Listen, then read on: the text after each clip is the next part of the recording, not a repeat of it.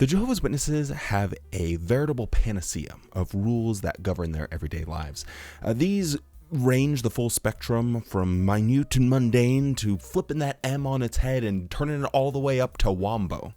And a lot of the rules that they live by are pretty well known. For instance, they don't celebrate birthdays or participate in any major holidays. Dad, why don't we celebrate our birthday? Good question. How would you answer that at school? Because Jehovah doesn't like it? Yes, but why? Do you like presents and treats? Yes! But do you want them like this?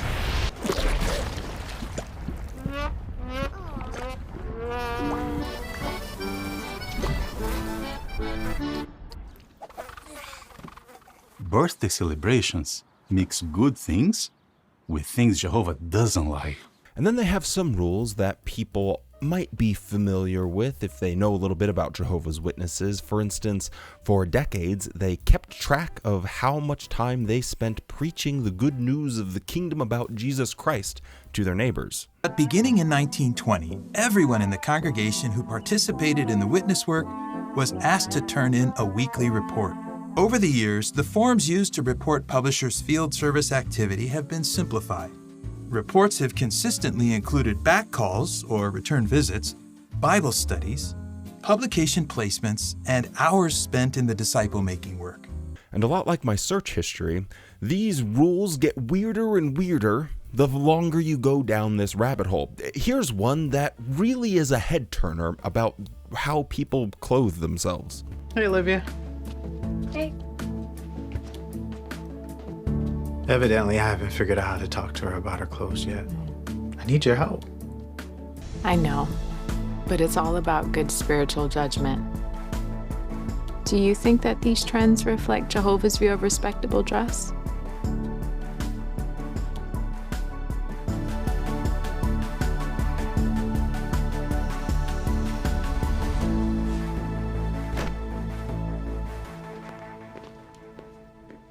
I bet you didn't realize that the Jehovah's Witnesses had an obscure rule about wearing ripped jeans. Now, the funny thing about all of their rules is that they inherently create hilarious situations in the real world toward normal people. For instance, they have a very weird rule that anyone that wants to go and work at one of their cult compounds cannot have watched in the last year.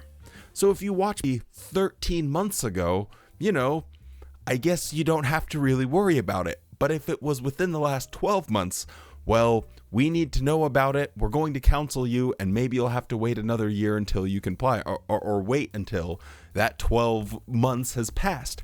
And I kid you not, I have had actual conversations with people where they were applying to go and do free work at one of these cult compounds for Watchtower, and people are like, well, I'm about to apply and within the next year, so this will be the last time that I can watch and masturbate. I'm not joking. Those are real conversations that I have had. Submitting your application may open a door of opportunity to serve Jehovah and his organization in a variety of ways. Before submitting an application for expanded theocratic service, it's important to consider prayerfully how you'll respond to the questions on the application.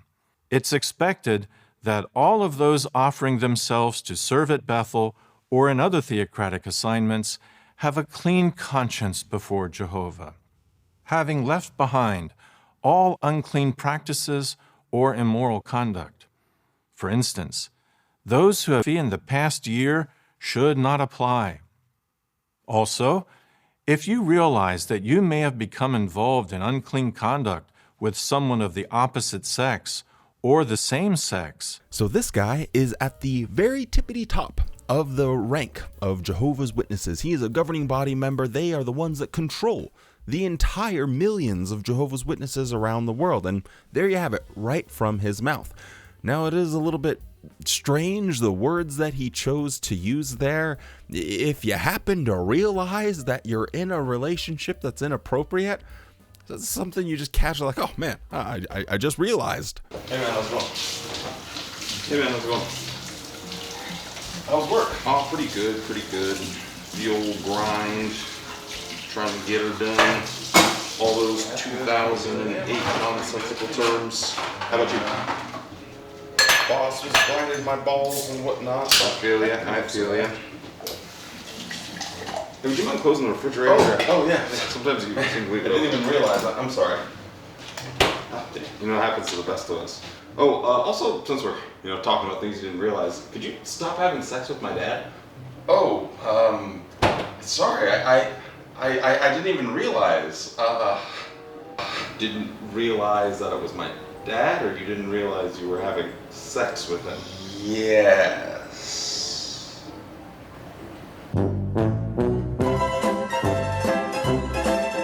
Also, if you realize that you may have become involved in unclean conduct with someone of the opposite sex or the same sex. So with all of these various rules and the hilarity that ensues and interesting situations that Jehovah's Witnesses find themselves in, there is one subset of their rules that is far and away the most interesting, and they've actually very recently made a very significant change to these rules, and I'm going to talk about it in this video. And in order to do that, we're going to get a little bit sexy on this one. So maybe it's time to put the earmuffs and turn on the Cocoa Lemon for any underage people out there watching this video, because we're talking about sex. So let's do this.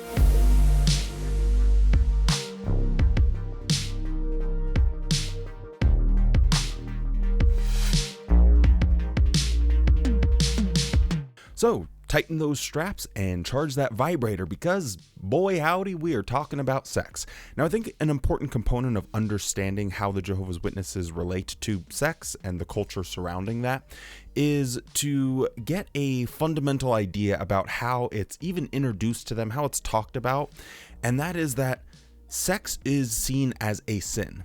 Yes, they have some flowery little things that say, well, sex is a gift that God gave us. And that will be 1% of the dialogue and narrative surrounding sex. The 99% will be how terrible and horrifying and evil and how all the different ways in which it can lead to sin.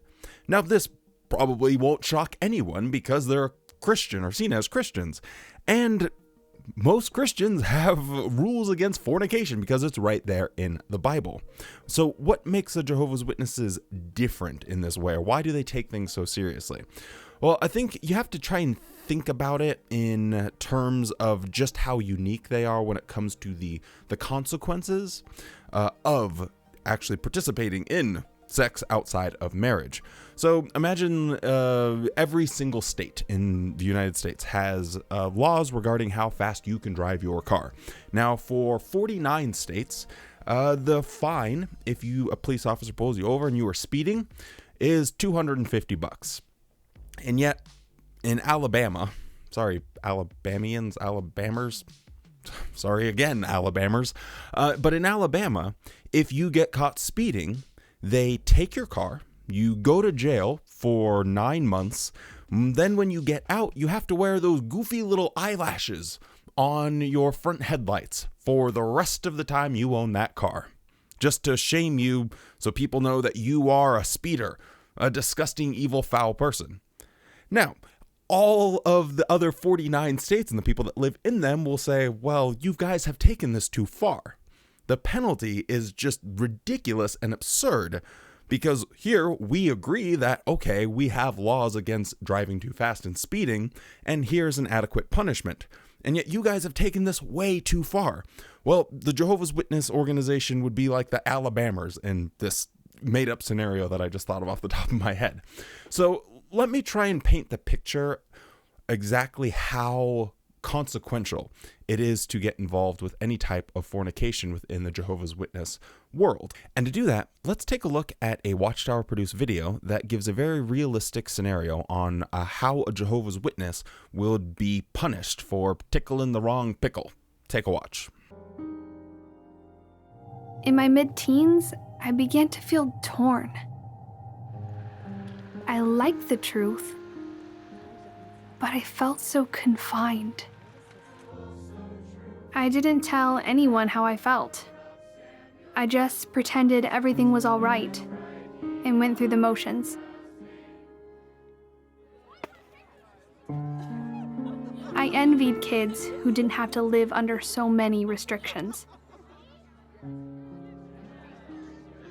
And if they got the truth later in life, they got to experience the best of both worlds.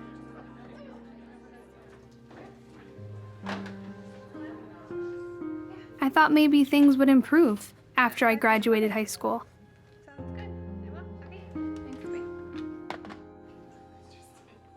But then at my new job, I met Eric. He truly understood me. He made me feel special.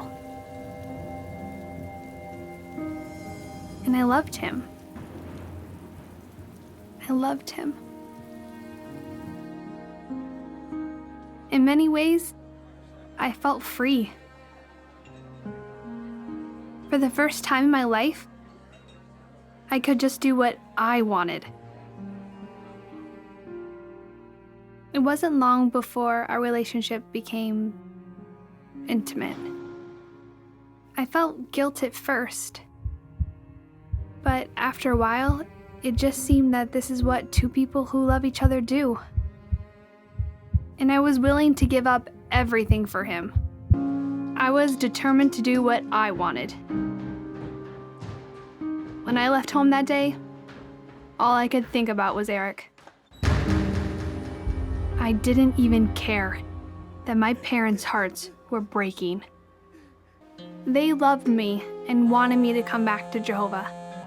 I tried to contact them. I just wanted to talk and to hear their voice. I missed being with my family. And they thought about reaching out to me.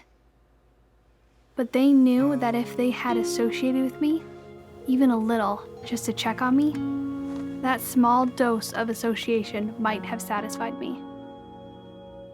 It could have made me think that there was no need to return to Jehovah. So parents, grandparents, aunts, uncles, brothers, and sisters might go years, decades, or an entire lifetime cutting someone off, never speaking to them again, never answering the phone when they call, just because someone had sex with someone that they were not married to.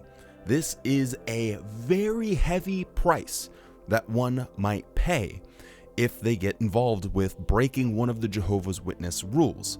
Now, these rules don't just affect people that are single, they also affect people that are in a marriage. Now, the basic construct of the Jehovah's Witnesses' idea of this is God made Adam and Eve, one wife, one man. So when you get married, that is the only person for the rest of your life that you will ever have sex with. Because Adam and Eve. Jehovah gave Adam a wife, Eve. Not Eve and B and D, just Eve. He told them, be fruitful and become many, fill the earth. And because of this, even in a situation where someone might be in an abusive relationship, someone that is experiencing a situation that will bring them physical, emotional, psychological harm, they need to stay with that person.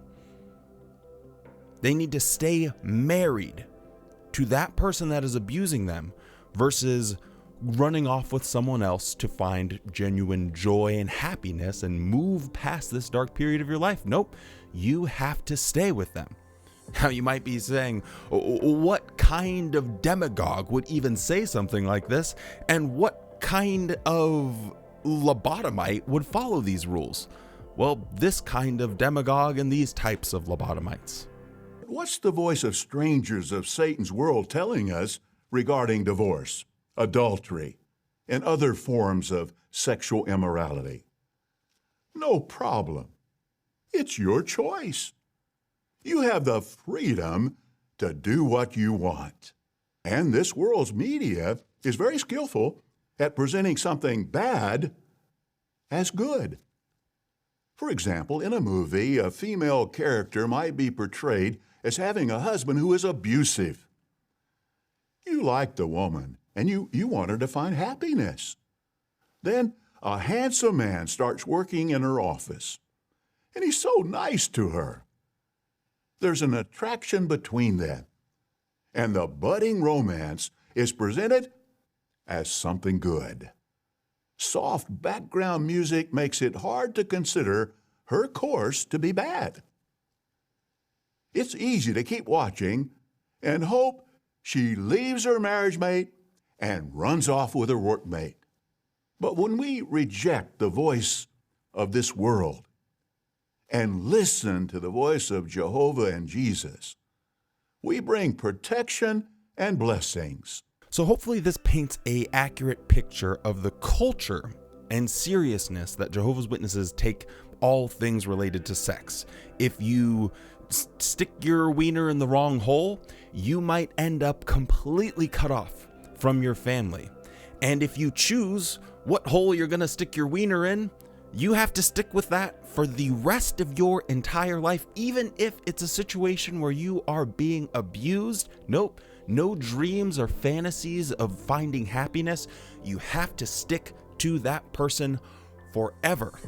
So I hope this gives you an idea about the culture surrounding sex within the Jehovah's Witnesses, because as you can well imagine, I don't think I have to elucidate on it very much. There is a lot of fear and anxiety, trepidation. It makes you very like, oh man, I gotta be very serious. I gotta be very careful, because I wouldn't want to face any of these really high consequences by doing the wrong thing. So with all of that as the foundation, let's talk about some of the strange rules that Jehovah's Witnesses have cooked up in their brains regarding sex.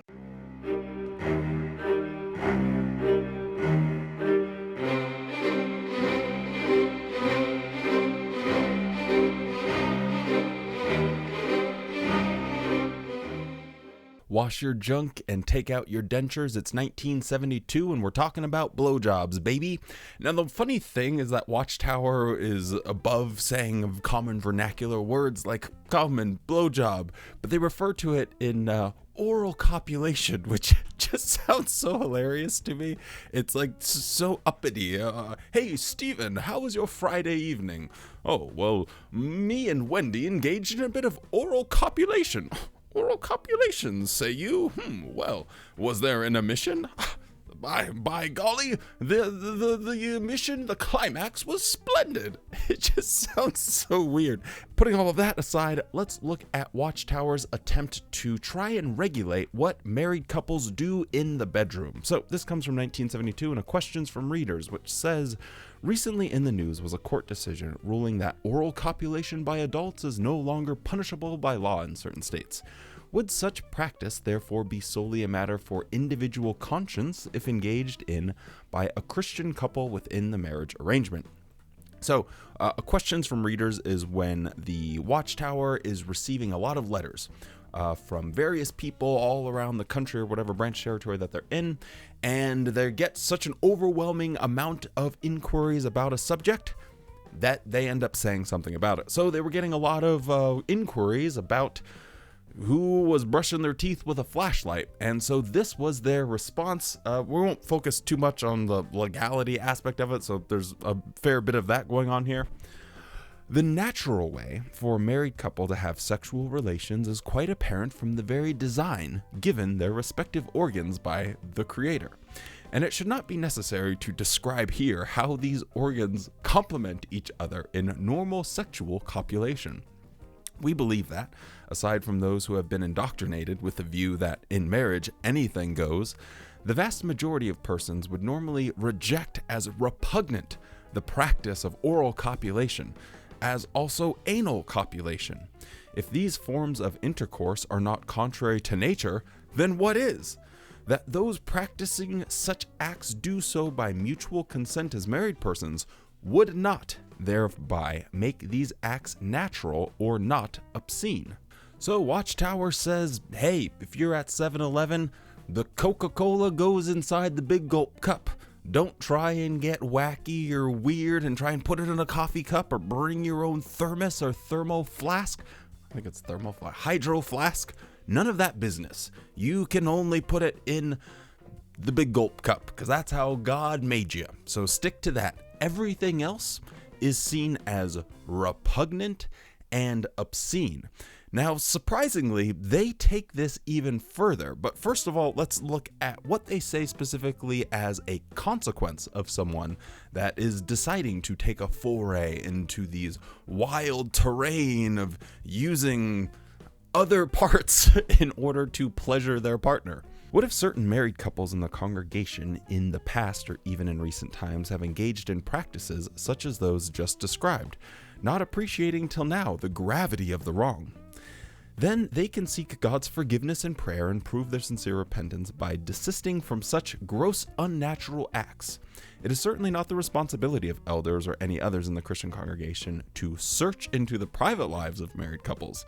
Nevertheless, if future cases of gross, unnatural conduct, such as the practice of oral anal copulation, are brought to the attention, the elders should act to try to correct the situation before further harm results, as they would do with any other serious wrong.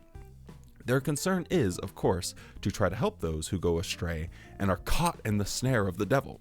But if persons willfully show disrespect for Jehovah, God's marital arrangements, then it becomes necessary to remove them from the congregation as dangerous leaven that could contaminate others. So, if you're out there preaching the good word of oral copulation in the congregation and rightfully pointing out that the Bible has absolutely nothing to say about it, you would be disfellowshipped. You would be removed and shunned from all of your support group, everyone you know. So this is not just some lighthearted thing. In 1971, hey, you and your mate in the bedroom were having a good time. 1972 rolls around and Jesus gives the governing body the patch notes, and in this most recent update, no more fun, no more good times for you guys. You gotta fall in line. And this is no doubt going to create a lot of problems and chaos for people. But notice how they take this bizarrely even a little bit further. What if Christian women married to unbelievers and whose mates insist on sharing in such grossly unnatural acts? Does the apostle's statement that the wife does not exercise authority over her own body, but her husband does, give a wife the basis for submitting to these demands? No, for such husbandly authority is only relative. God's authority remains supreme. The apostle therefore was speaking of normal sexual relations as the context indicates. True, refusal to engage in unholy acts may bring hardship or even persecution on a wife, but the situation is the same as if her husband demanded that she engage in some form of idolatry, in misuse of blood, dishonesty, or other such wrong. So, it's 1972, you're married to a Jehovah's Witness woman, and all of a sudden, she has the new patch notes and says, hey, sorry, Phil, but can't go down on you anymore. God gave the governing body a new revelation, and hallowed be thy name. We can't do it anymore. And he's like, what the heck just happened? Now, when they are using the word persecution, I'm assuming they're not talking about, things that get to like a very abusive nature. Maybe they're saying to the effect of, maybe the husband would be like, hey, your religion sounds kind of insane. I know I've let you go and do your whole Jehovah's Witness things, but don't you think that this is getting a little out of control? Like, where in the Bible can you point to? Does it spell out any logical reasons for this? Like, what is the rationale? It seems very made up. And if this was the case and someone was questioning this, well, it would seem very made up, because it wasn't very many years later that they actually changed the consequences of oral copulation.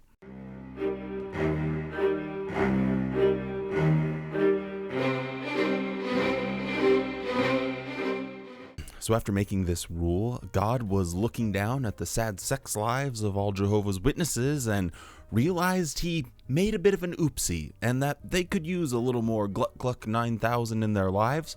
So a speed run of new light has to be sent down. This is one of the fastest U-turns. I think I just had a piece of grapefruit on my lips, so that must have been cool.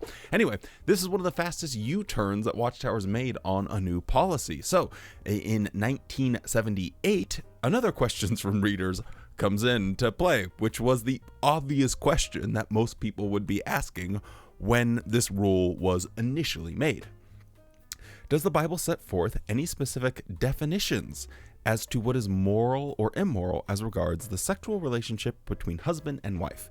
Is it the responsibility of congregation elders to endeavor to exercise control among congregation members in these intimate marital matters?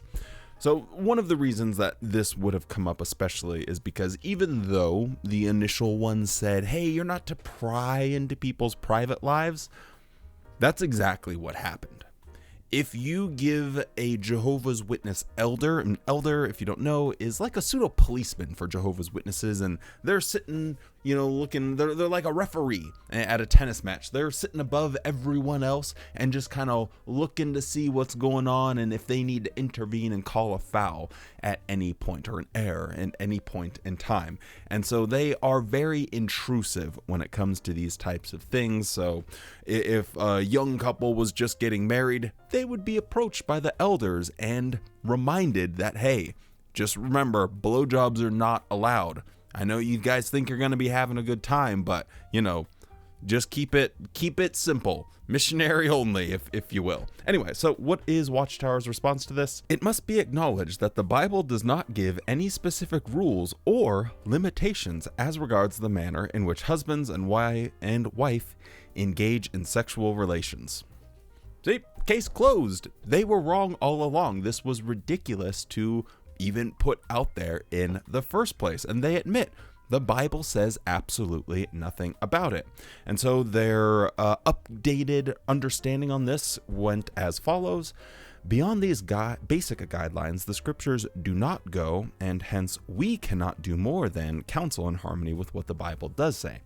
In the past, some comments have appeared in this magazine in connection with certain unusual sex practices, such as oral sex within marriage, and these were equated with gross sexual immorality. On this basis, the conclusion was reached that those engaging in such practices were subject to disfellowshipping, if unrepentant. The view was taken that it was within the authority of the congregation elders to investigate and act in a judicial capacity regarding such practices in the conjugal relationship. A careful further weighing of this matter, however, convinces us that, in view of the absence of clear scriptural instruction, these are matters for which the married couple themselves must bear the responsibility before God, and that the marital intimacies do not come within the province of the congregation elders to attempt to control nor to take disfellowshipping action on this basis. 1978 comes around and boy howdy, whip out the whipped cream and chocolate sauce, because we are back. It's so wonderful that the organization is so loving and kind and understanding. As already stated, it is not for elders to police the private marital matters of the couples in the congregation. However, if it becomes known that a member of the congregation is practicing or openly advocating perverted sex relations within the marriage bond, that one certainly would not be irreprehensible, and so would not be acceptable for special privileges such as serving as an elder, ministerial servant, or pioneer. Such practice and advocacy could even lead to expulsion from the congregation. What, reverse back? Snip, snap, snip, snap, snip, snap. And 5 years later, they flipped this flop right back to where it becomes a disfellowshipping offense. This is such a crazy timeline of sticking things in your mouth. It's really wild. Sorry if I have to rant here for a minute, but just think about the illogic of this. Where do you start drawing the lines of like, okay, what can go inside your mouth? A part of another person's body. Okay, so you can lick a nipple, but if you put that nipple in your mouth, is that considered bad according to God now, according to the Jehovah's Witness doctrine? You nibbling on someone's ear? Nope, that is out of the question. You could like press your lips up against their ear, but don't you dare stick your tongue inside that hole or anything like that. If you have a foot fetish, nope, you can't do anything. Like, where does it end? Like, at what point do they sit down? And remember, there are people that are actually sitting down writing this. So there is a committee that is formed of like, okay, what is going to be considered lewd and unnatural and unwholesome ways of having sex? And they're going through this. And obviously these are questions that people are writing in and asking. And I'm pretty certain that is why it was initially turned around. They said, okay, this is an outrageous thing that we've cooked up. We need to get rid of this. But it wasn't too long later that they said, no, we want to stick to our guns. This is how we want Jehovah's Witnesses to live their life. It's absolutely insane that actual adults were spending valuable, precious hours in some kangaroo court with elders, where the elders were asking them these personal, intimate questions about how two people were having sex. Imagine you're like, oh man, my husband did this on me the other day, and it was amazing, it was great. And then you tell that to your friend, and your friend goes like, hey, I just want to let you know that Stacy Montgomery over there, yeah, well, her husband went down on her, and they need to be disfellowshipped ASAP, because my husband won't do that to me.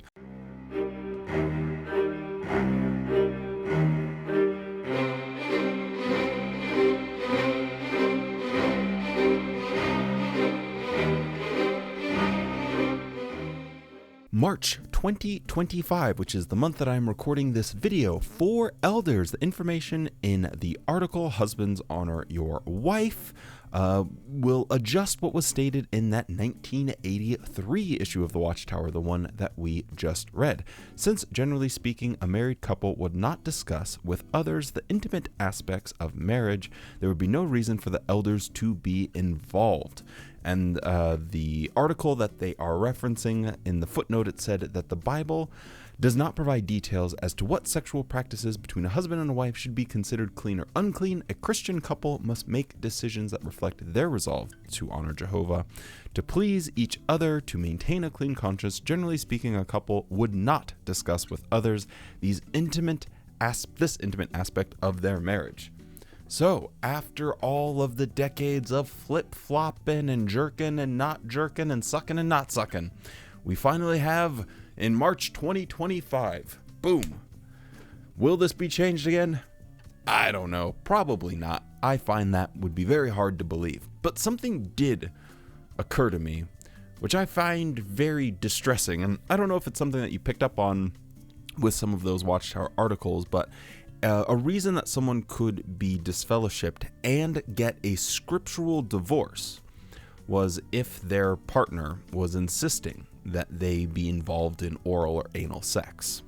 And you could say, hey, go to the elders and say, hey, he keeps asking me, he keeps bugging me, and it makes me uncomfortable. Well, you know, if this is something that he's not going to stop doing, then he could be disfellowshipped and you would have scriptural grounds to remarry. Remember that clip I played of that goofball that said that a wife wouldn't want to leave her abusive husband? Well, when he said that, that would have still been an official rule in Jehovah's Witness doctrine. So when he was saying that even if your husband was abusing you, you should stay with him, you could also leave your husband if he was insisting on oral sex. Does that seem reasonable? Someone gets disfellowshipped for a blowjob. Okay, yep, yeah, that's horrible. How could, in the eyes of God, oh, not in our house, we need to keep Jehovah's house clean. Hey, this guy beats his wife. Well, he should, they're married, so Hopefully he stops. That is insane. That is genuinely shocking when you consider the level of control that these people have over Jehovah's Witnesses' lives. Right into the bedroom, they go and pry their little magnifying glass and just see if there's any way that they can make people's lives more oppressive and insufferable. Now, a lot of the Jehovah's Witness doctrines and teachings are changing, but I think it's important to realize what this organization has done to people sexually for years and years and years. Now, the goofiness and wackiness won't stop here. I got a couple more interesting little sexual rules and laws that are absolutely going to blow your brain. So get a drink of water, take a little pee break, whatever you got to do, because this ship is going to keep on rocking.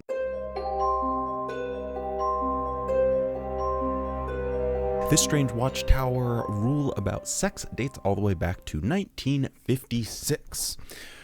Or the unnatural intercourse of one male with another male, as with a female, lesbianism, or the homosexual relations between women, and bestiality, or the unnatural sexual relations by man or woman with an animal, are not scriptural grounds for divorce.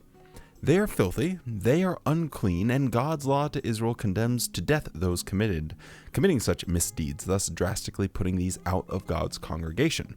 But such acts are not adultery with the opposite sex, making the unclean person one flesh with another of the opposite sex.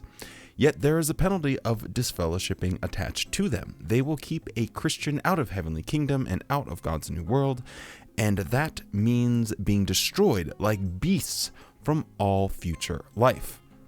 Such filthy things by a mate may make life unbearable for the clean married person and are grounds for separation only, though some courts grant a divorce on such grounds. Such separation does not free one to remarry and enter thus into adultery. Only if one of the separated couple committed adultery under the stress of the separation would there be scriptural basis for the innocent to procure a divorce and be free to remarry. So we are entering another dimension, another level of crazy with this one. According to Watchtower, if you are a woman and you come home and you hear some strange noises upstairs and you're like, what in tarnation is going on? What is happening? And you go upstairs and you hear your husband reading passages from the Bible talking about how there will be a separation of the sheep and the goats, and you open the door and he's got his necktie choking himself and he is having sex with a goat.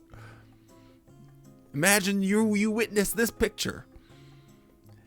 You can never have sex with another man other than him, according to Jehovah's Witnesses, or else you'll be kicked out and disfellowshipped yourself. If your partner, your husband, your wife has sex with an animal and you witness this with your own eyeballs, there is not a recourse for you. So, and I'll explain this just so you understand if you've never been a Jehovah's Witness. There's like two different types of things going on here, like a scriptural divorce and then a legal divorce. So a scriptural divorce, you have to meet very specific criteria. They have to have sex with another person that is of the opposite sex in order for that marriage to be dissolved scripturally. So unless they commit adultery with someone of the opposite sex, you, according to Jehovah's Witnesses, in the eyes of God, you two are still bonded and married. So if, for an instance, you come in and you see your husband having sex with a goat, you can't divorce him and then go and marry someone else, someone that, doesn't have sex with goats. You can't do that.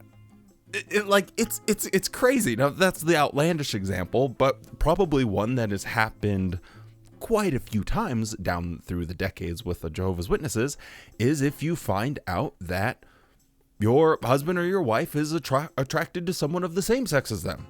So as they say, sodomy or homosexuality or lesbianism, So if you catch your husband or wife with someone of the same sex and they are like, well, I guess this is as good of time as any to come out, sorry, we had a good run there, but I really just like guys and I'm just going to be with guys for the rest of my life. If they never come forward and tell you that they've slept with another woman, that the woman that they were married to would have to be celibate for the rest of her life, or she would get disfellowshipped, potentially losing out on everlasting. The whole point of being a Jehovah's Witness is to make it to paradise. And so no one wants to be disfellowshipped for any given amount of time, because Armageddon could, boom, happen right then. And then you get to miss out. So if, for instance, you happen to be the unlucky one and you marry the donkey, don't say any, the donkey fudger, there's no way out for you. If he wants to just go on with that life and he never goes to the elders and confesses, or you don't have evidence that he slept with another woman, that's it. You have to remain celibate forever. That is a actual canonical Jehovah's Witness rule about sex.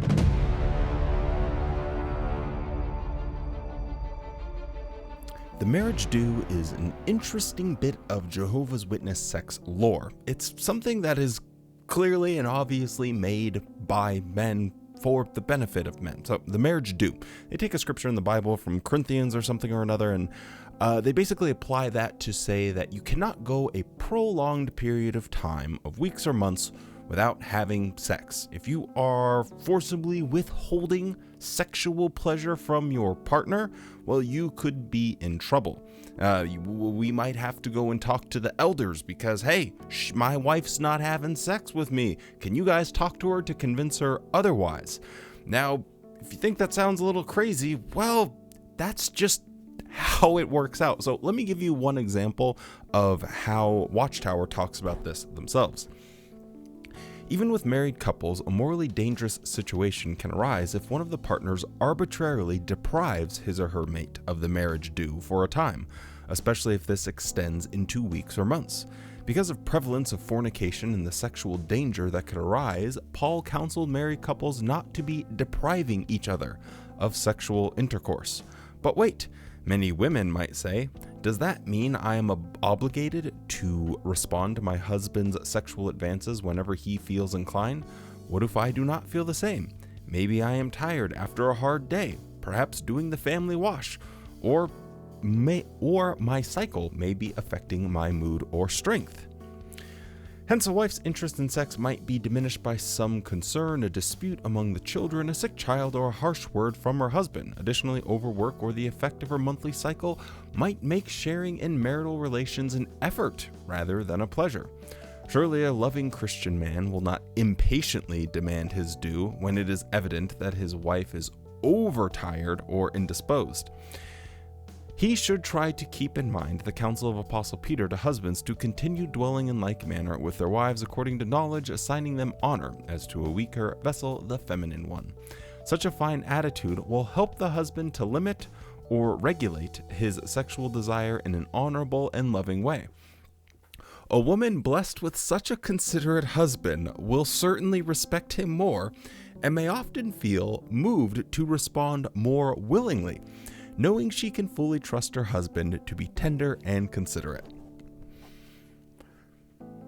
So, these are rules that are in place to solve a problem that is created by the Jehovah's Witness idea of sex, at least in my opinion.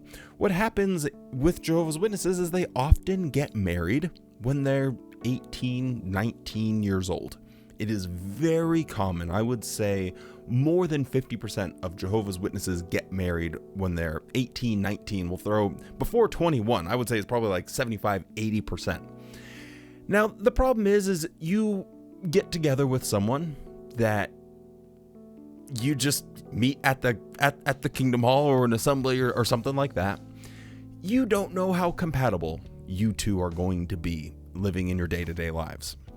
When you date someone, you always have to have a chaperone. when you're a Jehovah's Witness, and the dating process generally lasts about a year.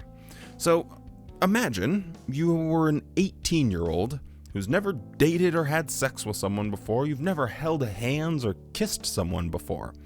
You finally start dating. Within 3 months, people are asking you when you guys are going to get married. Within 6 months, you're already engaged. And 6 months after you're engaged, you are married. So now you're 19 years old and you're having sex for the first time. It's not uncommon for two people to not be very sexually compatible, just off rip. Now throw on top of that all of the pressure, the anxiety, the fear about licking the wrong thing, putting the wrong thing in your mouth, doing the wrong moves because God's sitting there with his giant God binoculars watching you two knocking boots, and he is judging you. You might lose your eternal life. You might be put out of God's paradise if you decide to make the wrong move in bed. So you have all this pressure and anxiety that's built up. And then on top of that, now you're going to have a guy that basically can whip out this scripture anytime he wants and says, hey, you know, in the Bible it says we have to have sex every couple of weeks. Now, because of all of these circumstances, I can well imagine that the sexual chemistry between two, young teenagers isn't going to be super dynamic. And hopefully, maybe they have good communication and they work through it and, they figure everything out. But if they don't and they lack that communication and there is all of this anxiety and pressure and that builds over time, it can lead to a situation where you're in a sexless marriage. Now, what do a bunch of guys making the rules who are sitting around horny with their dicks in their hand, what will they do? Well, they'll do what they always do and use the puppet Bible. I say puppet Bible because you can just make the Bible say whatever it is that you want. And so they use the old puppet Bible and say, okay, well, according to the Bible, every couple of weeks, we have to have sex. Bada bing, bada boom, that's where you get a rule like this. And I think one of the biggest issues, and it would affect women disproportionately, is that it creates a passionless sexual relationship where it's more of a box ticking. It's more of a thing that you have to do. It's like, okay, I gotta go to work. I gotta come home and pay some bills. Let's see, I gotta catch up on my favorite my TV show. And oh yeah, I gotta have sex with Bob. And Bob's sitting there like, yippee, woohoo, yep, I'm getting mine. Greatest time ever. And she's like, yep, cool. I'm going to sleep now. Goodbye. And the reason I say that, or I've come to that conclusion, is the wording that they've used in this article. A woman blessed with such a considerate husband will certainly respect him more and may often feel moved to respond more willingly. I suppose that's what you would say if that is the situation where you're in a sexless marriage and your wife's just kind of doing it as a box ticking exercise. So the marriage due is a really strange thing, especially before people get married. When I was a Jehovah's Witness, I had many conversations with other single people that they were like, so this is in the Bible, like, doesn't that seem kind of weird? Does that just mean my husband can be like, hey, it's been a couple of weeks, like anytime, like, what if I'm going through a lot and whatever the case might be. So it's not something that even single Jehovah's Witnesses just blow off or disregard. It's something that causes even more anxiety before they get married. So yeah, there is another wacky one. Now, this video would go on forever and ever and ever, so maybe we'll just wrap up with some of my favorite random little quotes about sexually related things that I have come across from different and various Watchtowers down through the years.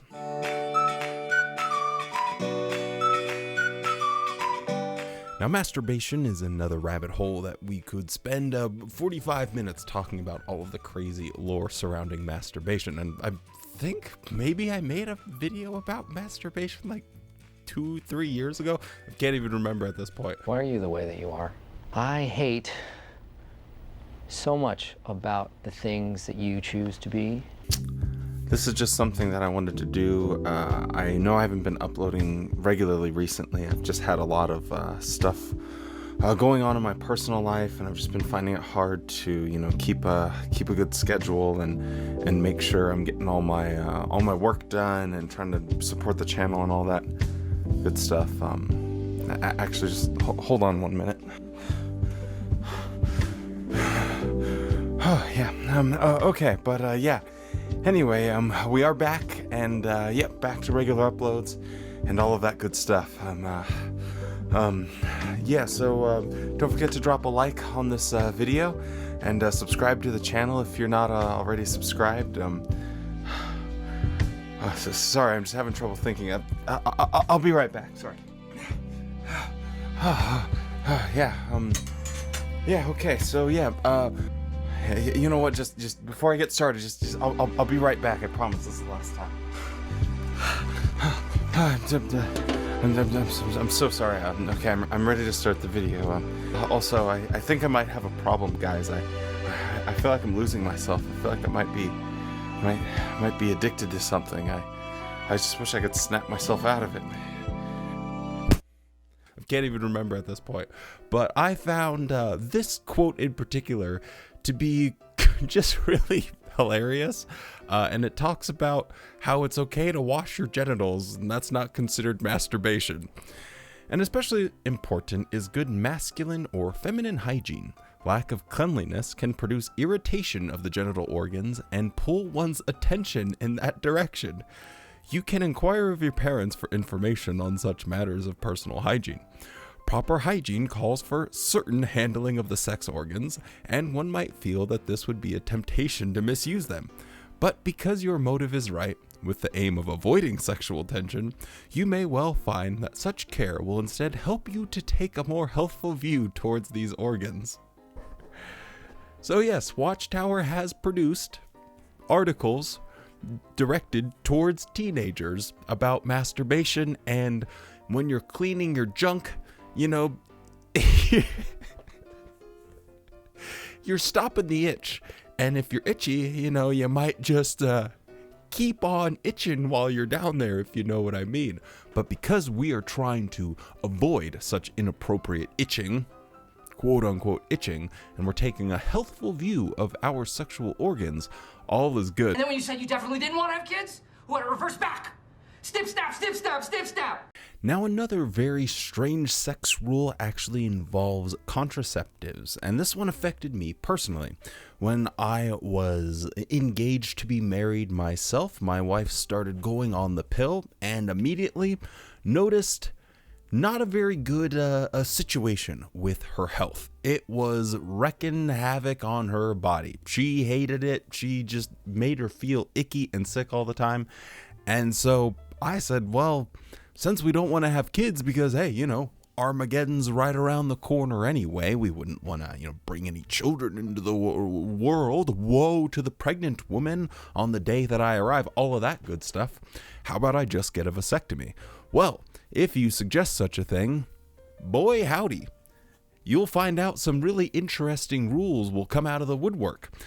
Essentially, what happens is, if you choose to get a vasectomy or any type of procedure that involves sterilization and people know about it, then you might not be qualified for special privileges or be seen as someone that is a spiritually mature person.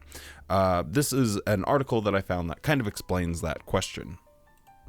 Questions from readers. Since sterilization procedures are now said to be reversible on request, might a Christian view them as a birth control option? And then it goes and talks about a bunch of stuff. We don't have to read the whole article. Here's kind of the brass tacks of it. Yet, what if it becomes publicly known that a Christian blithely disregarded God's evaluations? Would not others doubt whether he or she was a good example, having a reputation of making decisions in harmony with the Bible? Such disturbing blemish on one's reputation could, of course, affect a minister's being qualified for special privileges of service, though that might not be so if one had, in ignorance, had this procedure performed. So, what I found out is that, yeah, if people know about it, it's a bad situation. Because, you know, they wouldn't think too highly of you. So what did I do in my Jehovah's Witness brain? I, like a lot of the other suggestions when it comes to their sexual rules, I ignored it. And I went ahead because I'm like, there's no reason that my wife should have to suffer just because we do not want to have children. That makes absolutely no sense to my brain. So if the only reason God's looking down at us and the only reason it's problematic is if other people know about it, then that's on them. That has nothing to do with me and my relationship with God. That was my rationale, and I wasn't super ultra secretive about it either, even though a few elders were like, you really shouldn't tell anyone that you had a vasectomy because of this article and blah, blah, blah, blah, blah. And I gave them my reasoning, and wouldn't you know it, no one had the balls to say, hey, he can't have any special privileges because he had a vasectomy. So another interesting Jehovah's Witness sex rule, other contraceptives, those are fine, but when it comes to sterilization, it's not okay if people know about it. And if they do, it could be problematic. It's such a fascinating, crazy world when we're talking about Jehovah's Witnesses and sex. I have said the word sex probably 500 times already in the last couple of hours. So yeah, I think we'll wrap this video up here. Let me know in the comments down below if you were a Jehovah's Witness. What are some of your crazy sex rules that you remember, or some of your top favorites, your greatest hits as well? With all of that being said, stay safe, be kind, and don't forget to spend more times loving the things you love than hating the things you hate. And you better have a good ass day. A good ass day. Having a good ass day after talking about anal sex for so long. See you later.